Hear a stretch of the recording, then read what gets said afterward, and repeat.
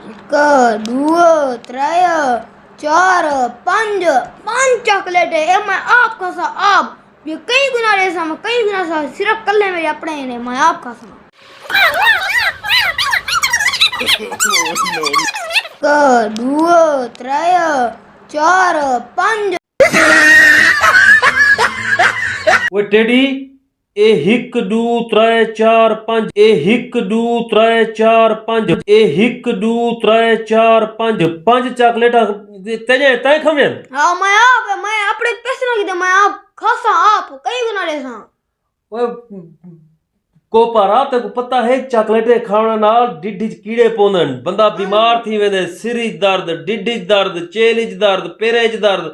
अखी च दर्द चॉकलेट तो तबाही है बंदा बीमार थी वेंदे ते पता का नहीं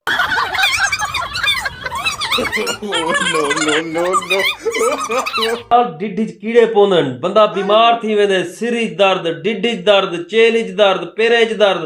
अखी च दर्द चॉकलेट तो तबाही है बंदा बीमार थी वेंदे ते पता का नहीं मैं रोजाना साल थी मैं खाना ना मैं कशे नहीं थी ना वह इतना नखा जा कर डिड्डी दर्द पोंदे नखा जा कर इतना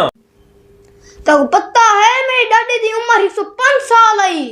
उन्हीं उम्र इतना राज क्या तो पता है ना उनकी उम्र दा राज है कि चॉकलेटा खांदा उन्हीं वड्डी उम्र दा राज ये है कि कहीं कम में दखल ना देना